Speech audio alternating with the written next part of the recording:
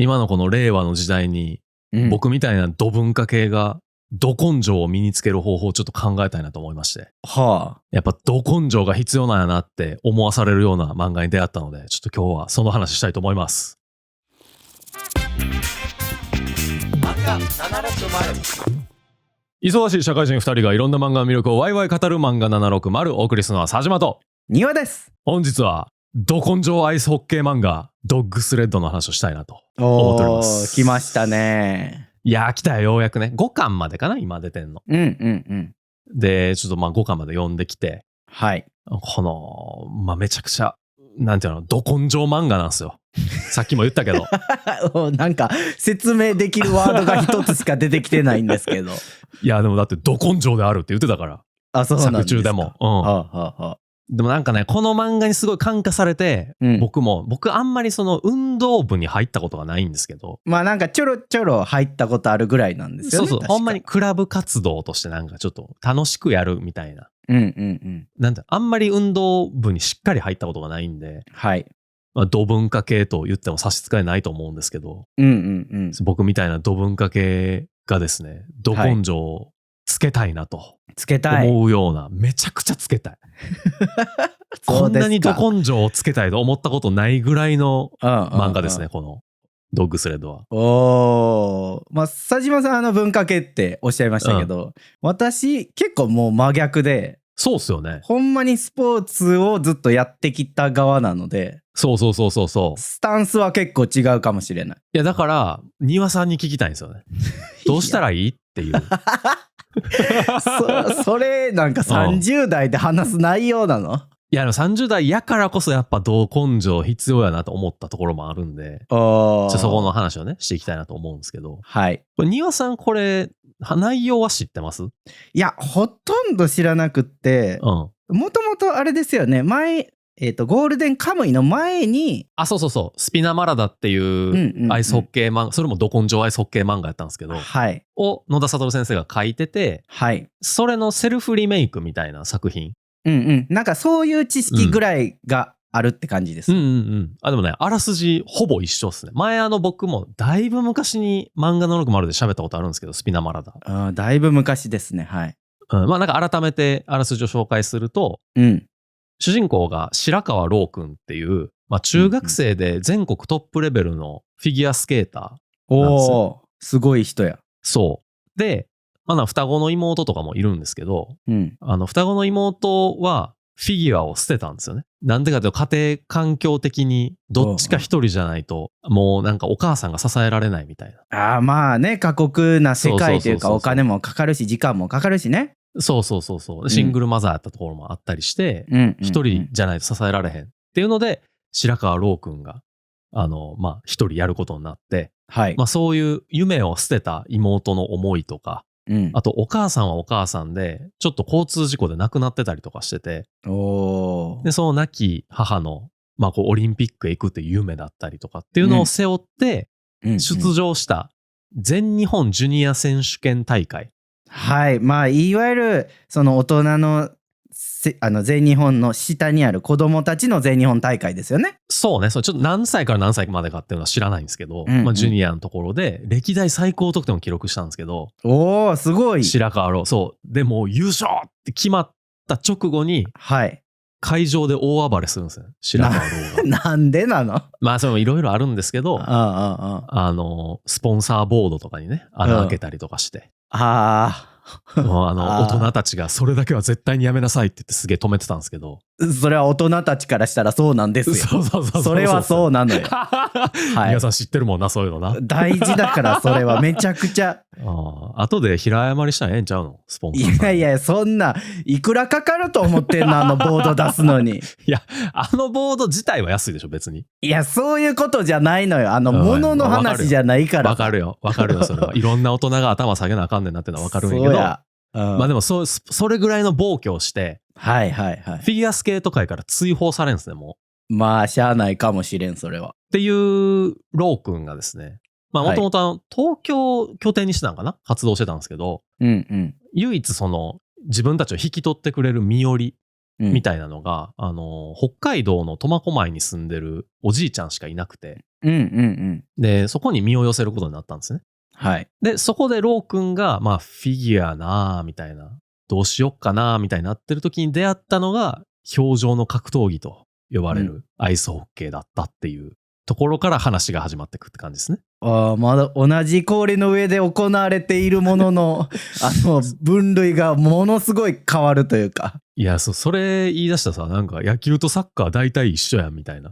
陸上で走るやつやろみたいな。じゃあその陸はさその大部分が陸やからそうやけど、氷はちょっと特殊じゃないですか、やっぱり。いや、それ言い出したらなんか平泳ぎと水中競技あるじゃないですか。何やったっけ、水球。平泳ぎと水球大体一緒ですよねっていうのと一緒じゃないですか。いや、まあでも水球はやっぱ泳ぎベースにあって、まあやることは違うけど、なんていうんだろうな、近しいものは感じるけどね、泳力みたいなのはね。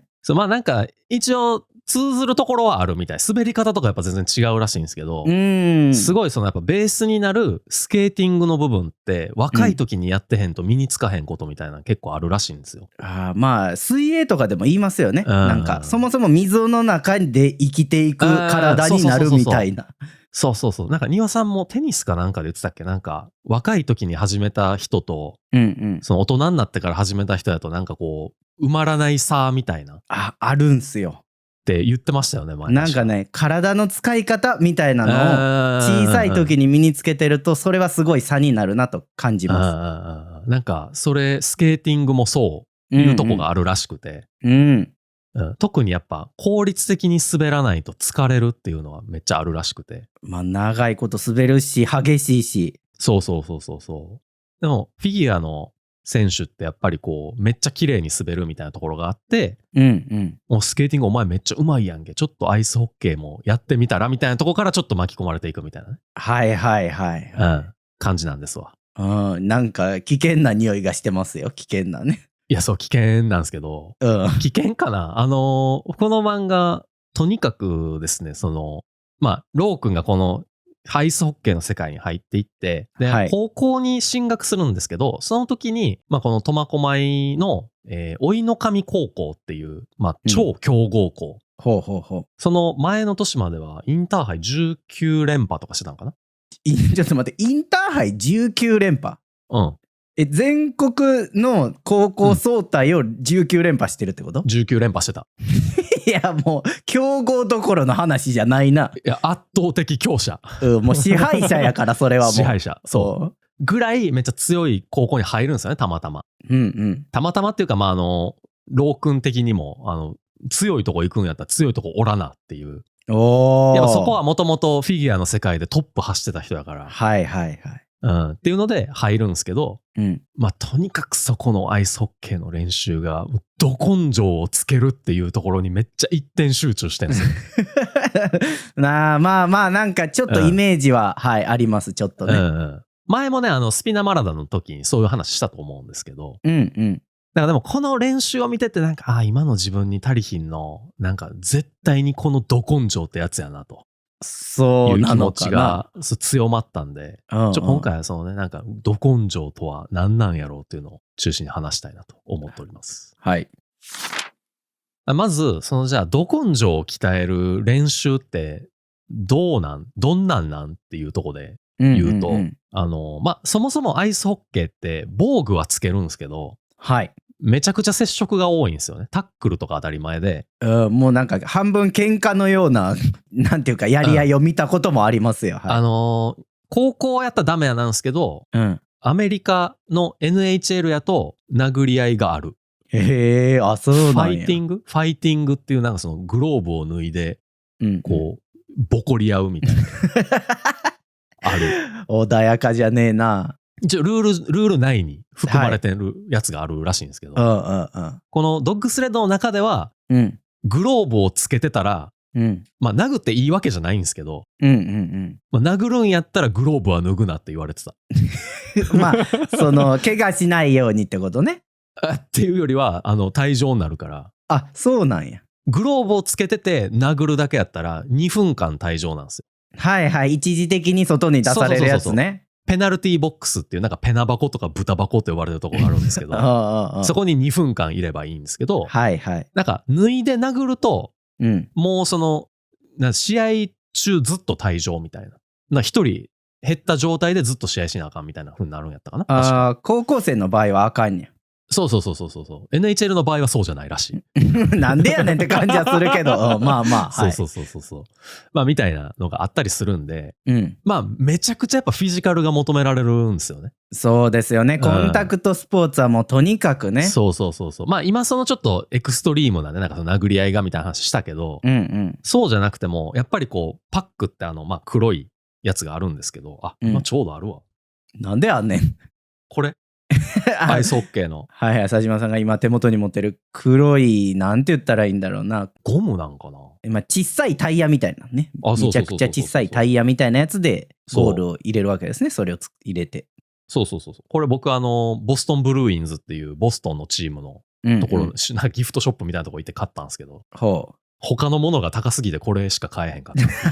それはなんかそう言われると悲しいお土産に聞こえてくる。悲しいお土産なんですけど、まあこのちっちゃいね、このほんまになんか手のひらサイズのパックって呼ばれる、まあサッカーでいうところのボールみたいなのを奪うためにタックル当たり前やし、そのタックルしてきてスケートリンクの壁にこうなんていうの、押し付けられるみたいな。はい。なんかよう見ますわ。そう。ガンって挟み込んでタックルして、その間にパック奪うみたいな。まあ身動き取れないようにして球取るっていうことやね。ざっくり言うとね。まあみたいなことが結構あったりとか。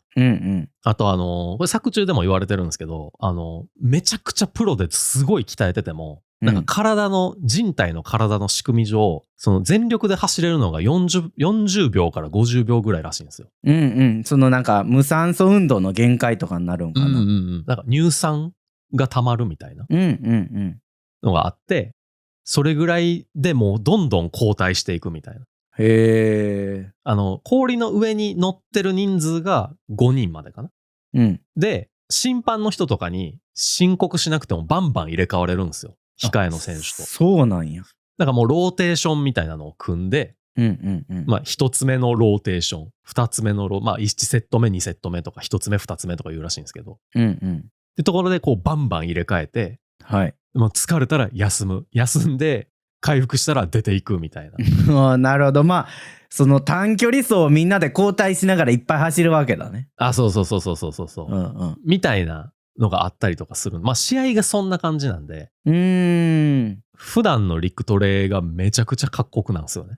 まあその瞬発力というかパワーもいるし。そうね。パワーも持久力もいるっていうところで、まあそのローが入学した甥の神高校のアイスホッケー部の練習で言うと、なんか6キロぐらいの重り、まあなんか丸太みたいなやつなんですけど、なんか鉛が打ち込んであるって言ってたかな。いやちょっとよくわからないですね。6キロぐらいある。よくわからないです。鉛が打ち込んである丸太って何？なんかとにかく6キロぐらいある棒って思ってもらったらいいんですけど、それを持ちながら、まあ走ってるところを、ワゴン車に先生がね、二平先生っていう人がいるんですけど、二平先生が運転するワゴン車が後ろから追いかけてきて、脱落したやつから引くって。いやちょっと待ってよ。それトレーニングなのかっていう。引かれたくなかったら走れみたいな感じでこう後ろからボーってくるんですよね。いや追い込み方は分かりますけどね。でもワゴン車の名前ピーナッツ号っていう可愛い名前やから。いや名前が可愛かったら黒いことしてもいいとかないんで。ピーナッツ号に追いかけられる練習やねんって言ったらちょっとなんか柔らかくなるやん。ならないでしょ。みたいなのとか、あと池を一周するみたいな。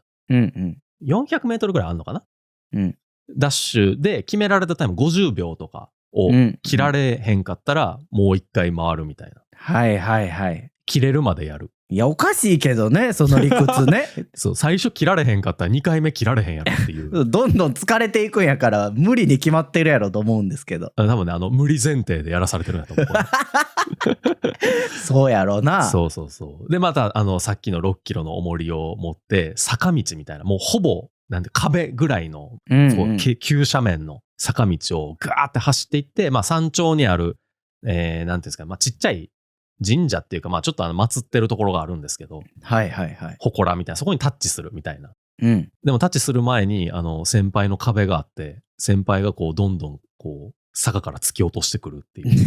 いや、まあ、さっきから大丈夫なんですかね？なんていうか、怪我は。怪我はしてなさそうやったね。ああ、そうなんや。丈夫やな。みんなタフやから。うん、タフすぎるな。ちなみに、この練習の間、先生が許可したタイミングじゃないと水を飲んではいけない。それはなんかってなるけど、でも大丈夫。二平先生が、結構しっかり見てんすよ。その生徒っていうか選手たちを。はいはいはい。だから、ほんまにもうギリギリの人とかには、なんだかんだ理屈をつけて水飲ましてくれたりするんですよね。だから大丈夫。いや大丈夫なってない。僕の今の聞いたら分かると思うけど納得してないから。これあれか、僕が経験したことないから、なるほどって思ってるだけで、経験者の庭さんからすると結構やめてってなるんか。それは水分は別問題ですから。でも一応理屈はありましたね、そこは。いや、なんかそう言ってるのは危険ですね。うまくいってる間はそうだねってなるけど、何か起こった時に、いや、勝手な判断でするからって絶対言われんね。それはね。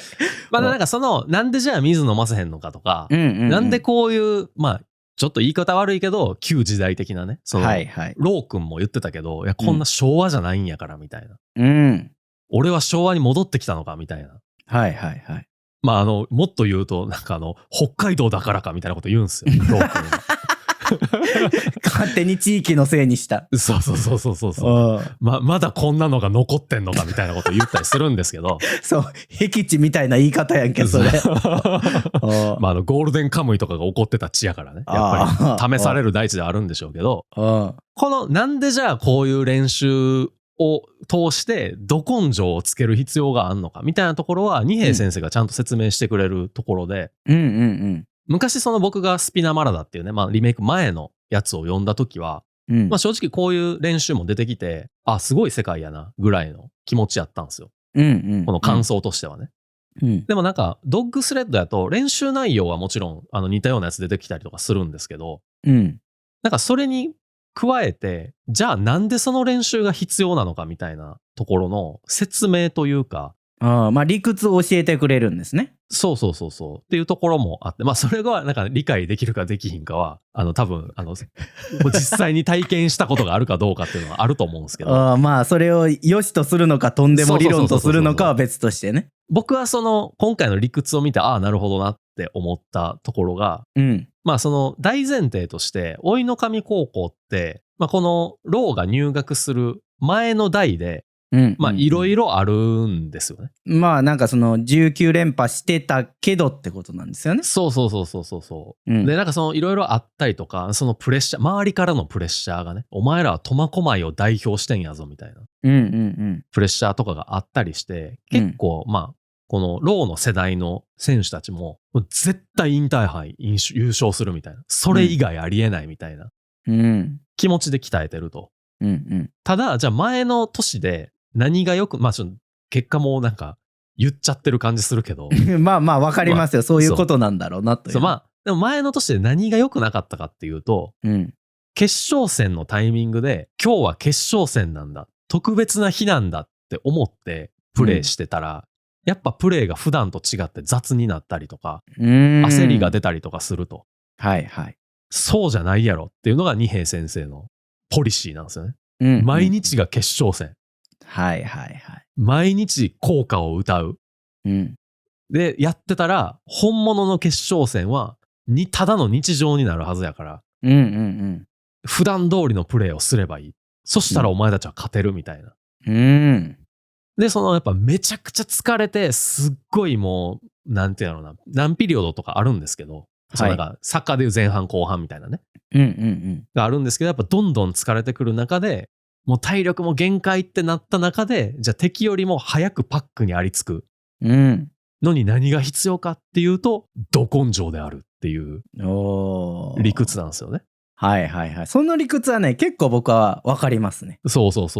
なんかほんまに多分スポーツって普段なんていうのな、陸トレとかするのってほんまにそういうことだと思うんですけど、なんか体力がある程度余裕がないと、なんかこう普段通りのプレーできひんやろうし、ギリギリになってる時でも、体力がギリギリになってる時でも普段通りのプレーをする練習みたいな。っていうのはすごい大事やろうし。はい。なんかそういう意味で言うと、さっきの水ギリギリまで飲まされへんみたいなのも、試合中は普通に多分水飲めるタイミングとかもあったりするんですけど、その水を飲みすぎるとバテるとか、バテやすくなるとか、あと、氷の上におるときって水飲めないんですよね。ああ、そういうことね。フィールドに出てるときは給水できないのね。そう。とかがあったりするから、じゃあお前ずっと水飲みながらプレイするのになれんのかみたいな。っていうのは確かにそうやなと。でこれ多分スピナマラダでは説明されてなかったど根性の部分やから、今回改めてこのドッグスレッドを見て、あ、なるほどなと。いや確かにそうやわと思って。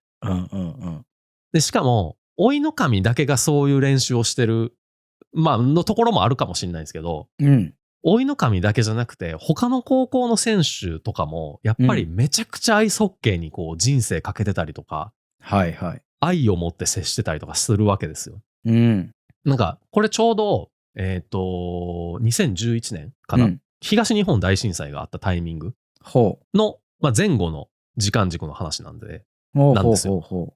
だから結構その青森の方の高校の選手、八戸とかね、の選手とかは割とこう日常を取り戻そうとする最中みたいな、その中でなんかアイスホッケーもできないかもしれないけど最後にやりたいみたいな人がいたりとか、あとなんか札幌ですげえ超不良高校があったりするんですけど、アイスホッケーを愛するがあまり、ちょっととんでもない方向に行ってる人とかいたりするんですよ。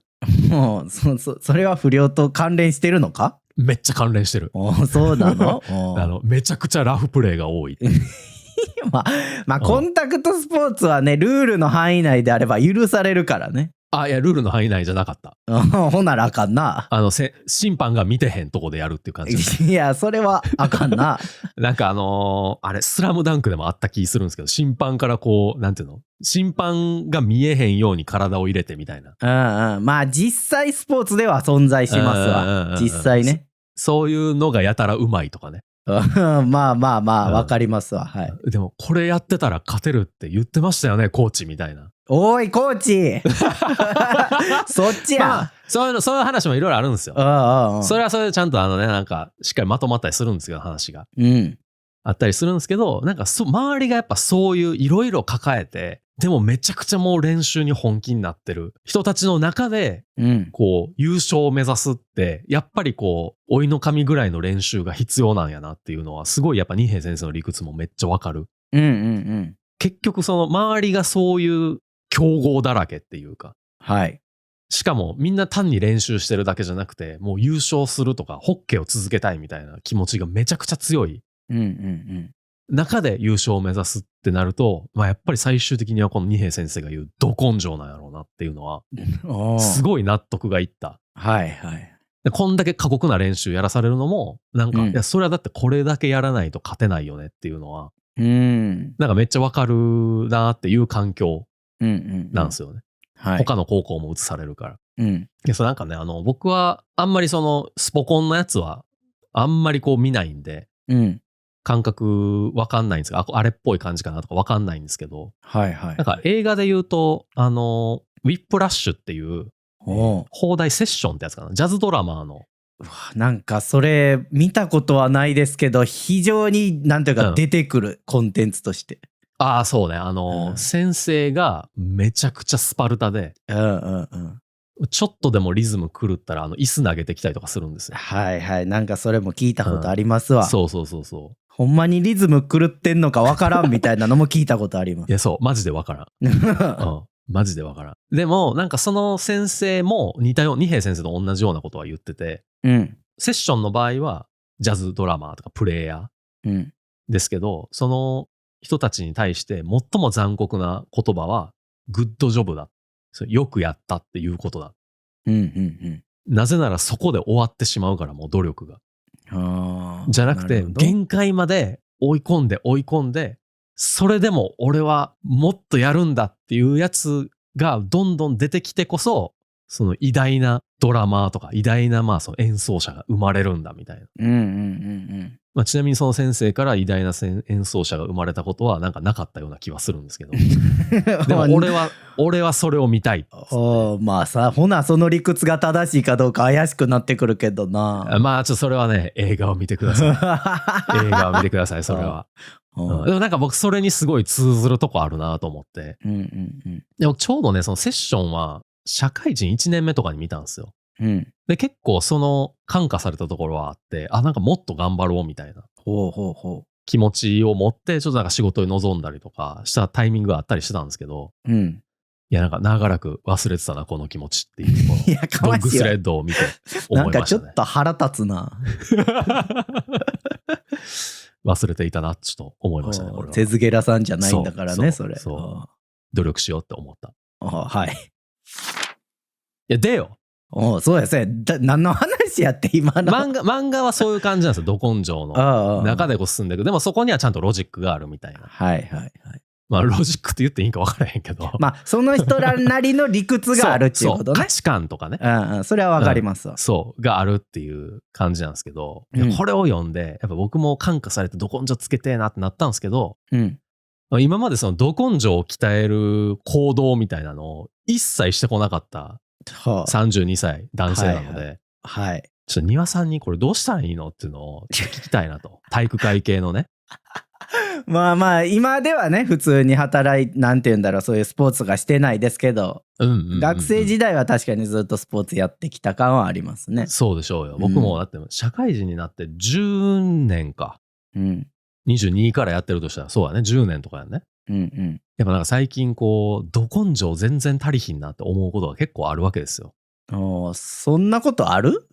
ある。根性欲しいなみたいなタイミング？めちゃくちゃある最近。そんなあるんや。俺にど根性さえあればみたいなタイミング。そういうもんなんか俺に身長さえあればとかやったら分かるんやけどまあど根性さえあればって聞いたことないけどね。まあそのど根性になんか原因をこう求めちゃってるあたりすでに根性がないんかもしれないですけどもしかしたらね。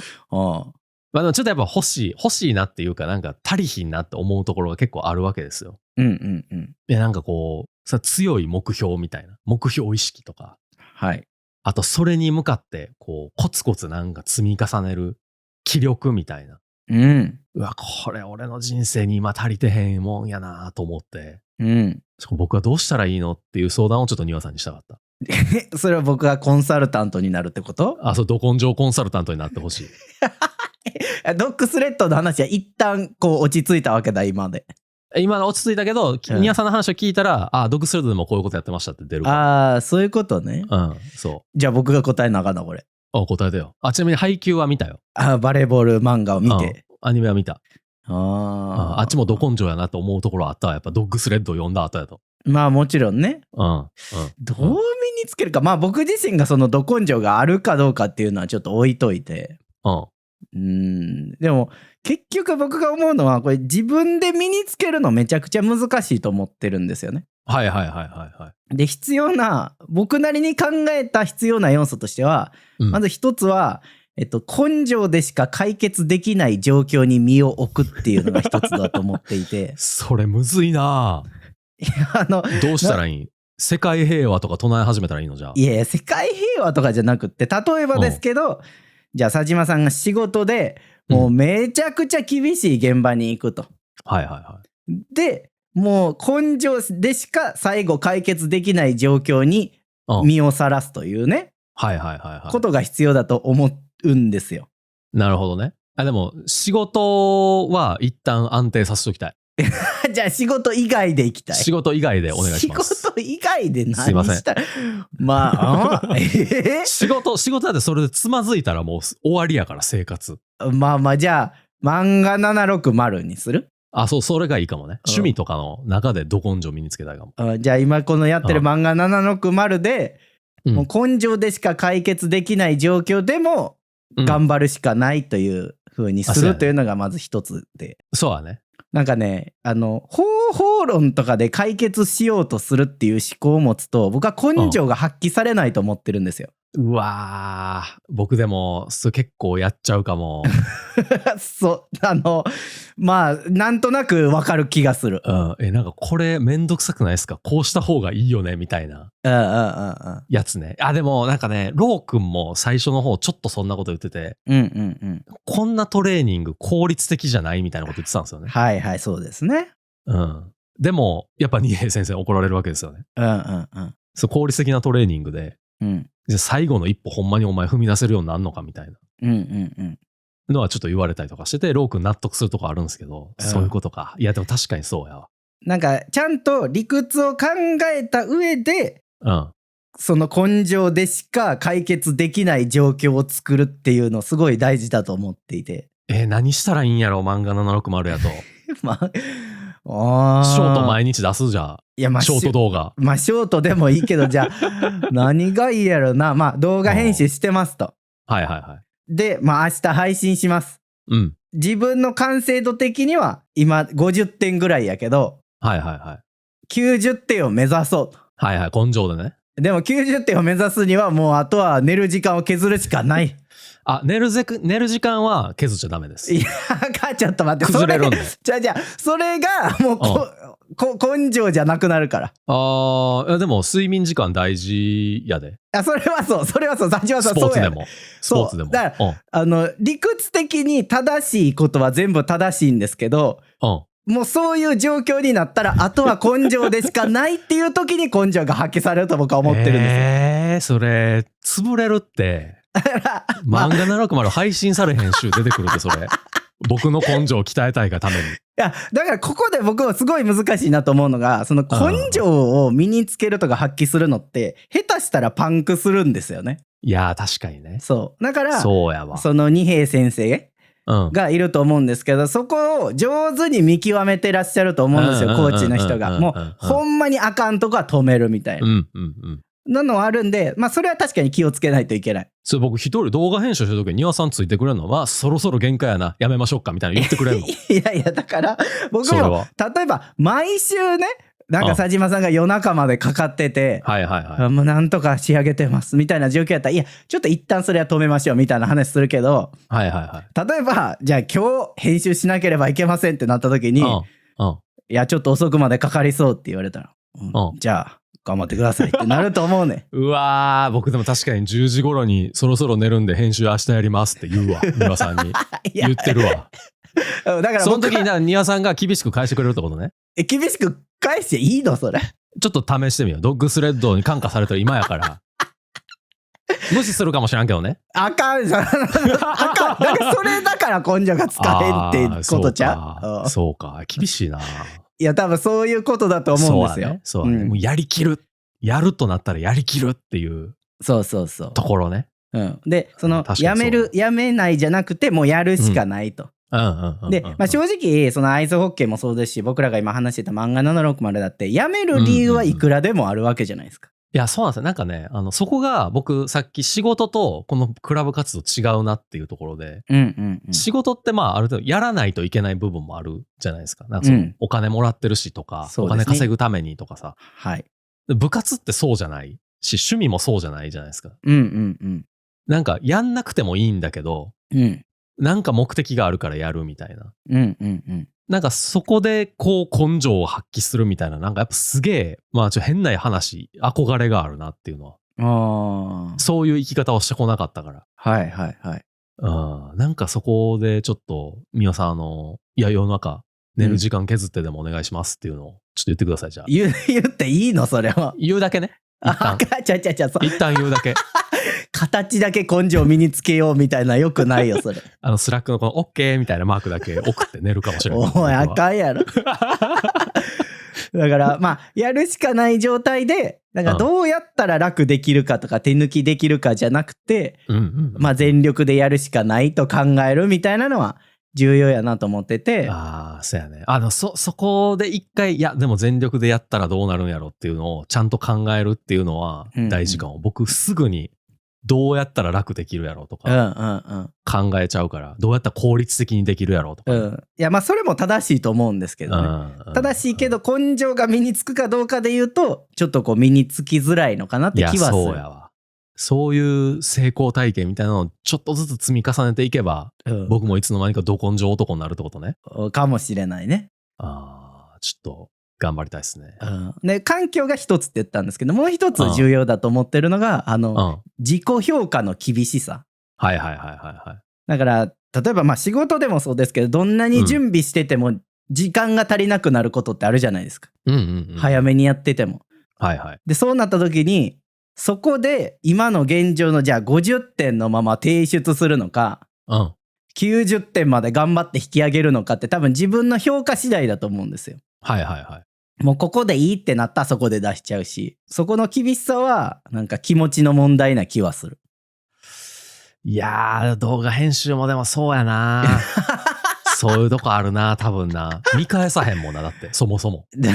まあまあ、それはさ、時間との兼ね合いもあるからね。それはわかるんやけど。40分見返すかって言われると見返さへんからな。まあまあ、そのために僕との二重チェックになってるから、それはいいんですけど。もっとなんかできんじゃないかみたいなのは最近考えてへん、確かに。いやー、そういうとこか。動画編集だとでも確かにそうかも。二つな気がしますね。いや、ちょっと陸トレに憧れもあるんですよね。単純に体を鍛えるということね。そう、器がないと、なんか、ヒロアカじゃないけどさ。まあ、そのなんだ、健全な肉体に健全な精神は宿るじゃないけど。そう。そうよ。ワン・フォー・オールとかだってそうやったじゃないですか。まあそうですね。器を鍛えへんと。ど根性も宿らへんのじゃないかっていうのはちょっとある。はいはい。まあそれも一つあるかもしれない。そうなんです。まあこれ僕、あれかな。読んだタイミングがちょうどコロナになって、結構寝てる時、まあ回復してきはしたけど、僕コロナで体重3キロぐらい落ちたんですよ。めちゃくちゃ痩せたんや。そう、もともと別になんか、体重、なんていうの、多めやったってわけじゃないんですけど、痩せちゃって、その間1ヶ月半ぐらい多分筋トレしてへんくて、そういう時にドッグスレッドの新刊出たりとかして読んでたからっていうのもあるかもしれないですけど、もう鍛えねばって思った。これは鍛えてる今。鍛えてる。再開した筋トレ。いいですね。でもなんかね、もっと限界まで行きたいなっていう気持ちはある。まあ、なんかそうね、わかりますよ、トレーニングしてたらね。そうやね、回数決まっちゃってるとかさ。いや、これもっといっけなあかんのちゃうかってちょっと思い始めた。最近。いいじゃない。そういうとこかな。じゃあ、体を鍛えて、動画編集にもっと前向きに取り組むと。それでいいんかな。いうことですかね。それでいいんかちょっとわからないけど、ドッグスレッドから得た影響で。あれですね、視聴者さん的にはこう動画に映る佐島さんがどんどんでかくなっていくっていうのが一つの楽しみと、そうもう一つが動画編集がめちゃめちゃ力入っていくっていうのがいや正直でもね、この形式の動画でどう力込めていいんか全く分かってへんけどまあいやもうじゃあ例えば少なくともテロップは丁寧に入ってるとかになるんかな。テロップ嫌やもう終わったもう終わった。テロップ嫌や。やだよ。そう根性は身につきそうにないですね。じゃあ体だけでかくなります。いやまあわかるけど、だから僕も強制したことはないんですけど、体だけでかくなります。どんどん画面に占める佐島さんがでかくなっていくっていうの。そうしようか。そうするわ。それでいいんか、ほんまに。漫画760エンディングです。漫画760ではエピソードの感想はコメントで、番組へのメッセージはお便りで募集しております。お便りは公式サイトから送れるので番組概要欄をご確認ください。お便り採用者には抽選で漫画760ステッカーとしおりをプレゼントしています。現在、猫カフェでリーダーにしたい猫キャラのお便りを募集しております。詳しくは概要欄をご確認ください。漫画760は毎週水曜18時頃に更新しています。ぜひ番組のフォロー、高評価、通知設定のオンを忘れずにお願いします。エピソードの概要欄に今回紹介した作品の Amazon の URL を載せているので、よければそちらから買ってください。売上の一部が漫画760の活動資金になります。庭さんに、体育会系の庭さんに聞きたいんですけど、元体育会系ね。元体育会系の庭さんにせっかくなら聞きたいんですけど、庭さん今まで多分いろんなスポーツやってたんですよね。そうですね。テニス以外も。卓球、ドッジボール、水泳、テニスとかかな。せや、ドッジボール本気でやってたって言うてたな。競技ドッジボールを、はい、そうややってましたね。そう。せやんね。なんかそのいろんなスポーツやってる中でいろんなトレーニングとかしたと思うんですけど、今回のドッグスレッドみたいになんか、これ過酷すぎひんみたいなったトレーニングってなんかあったりするんですか？さっき坂道ダッシュみたいな話ありました。はい。似たようなのはやったことあって、6キロの重り持って6キロの重りは持ってない。卓球の時やったから重りじゃない、いらないから。いや、そうじゃないよ。そうじゃないでしょ、トレーニングって。ねえ。僕、ドッグスレッド読んだから知ってるけど。ドッグスレッドはなんてコンタクトスポーツやから多分必要やね、それはね。まあ。だから卓球だってやっぱね、どんどん疲れてきたらラケットを持つ手がこうどんどん下がってきたりとかするんでしょ、きっと。あんまり下がってこないね、軽いから。それはあんまりない。そこはそうなんや。そうやね、軽いしな。だからなんか神社のくっそ長い階段みたいなのをきつそうダッシュで登ってダッシュで降りるみたいなのはやったことあるけど、でも一番しんどかったのは卓球の1000球球出しかな。そうなんや。どっちも卓球なんですね、でも。卓球多かったかな、そういうの。多かった気がする。1000球球出しっていうのは庭さんがこう球出しをする方ってこと？いや、される方なんですけど。される方？はい。それを打ち返すってことやね。そう。で、両方、右左に球を出してもらうんですけど、両方フォアハンドで打つんですよね。バックじゃなくてフォアで打つんで。めっちゃ体を動かさなあかんねん。そう。まあ言ったら反復横跳びをずーっと一生するわけですよ。で、1000球打ち終わる、入り終わるまでか。終わらへんみたいなのは。それカウントしてんですか ?1000 球。してる。やば。カウント係がおんの？出す方がしてんやったかな。やから入ったらじゃなくて出たらその分打ったらやったかもしれんけど。それでとりあえず1000球打ち切るみたいな練習やって。そんななんか技術とかクソもないわけですよ、途中から。そうや、疲れてくるとね。そう。だからそれはね、なんか根性試されてんなみたいな感じありましたよ。いやでも根性やな。疲れてもう何もできひんねんけど、それでも体が動くぐらいの感じやね。根性ってさ。そう。すげえ根性やな。それはあったな。あとね、なんかスポーツじゃないんですけど、なんか根性試されてんなみたいな、社会人新卒の時にやってた仕事で思うことがあって、なんて言うんだろう、そのプロジェクトのプロジェクト管理みたいな仕事を僕がしていて、最終的に仕事を獲得するためになんて言うんだろう、書類を提出しないといけませんと。ですごい量になるのね、僕のやってたその時の仕事は。ただちょっとでも資料間違ってたらもうそもそも仕事が絶対取れへんくなるみたいな仕組みの仕事やったんですよ。嫌やな。いやめちゃくちゃ嫌やって。嫌やな。めちゃくちゃ嫌。でも仕事の規模も結構大きくて億以上になったりするから、絶対ミスれへんわけよ。今でこそね、その AI にさ、ちょっとこう査読してもらうとかはあるけど、いや当時ないわけですもんね。AI やったとしてもやっぱ最後自分で確認せな信じられへんから。それはもちろんそうや。でもなんか一旦さらっと見てもらうとかもできひんわけやもんな、ツールで。そうね。だからもちろんずっと長い時間かけて準備してるんですよ、大事なやつやから。でもさ、出す時にさ絶対ミスれへんから、もう最終ギリギリはずっと確認しないといけないわけで。そうやんな。そうやんね。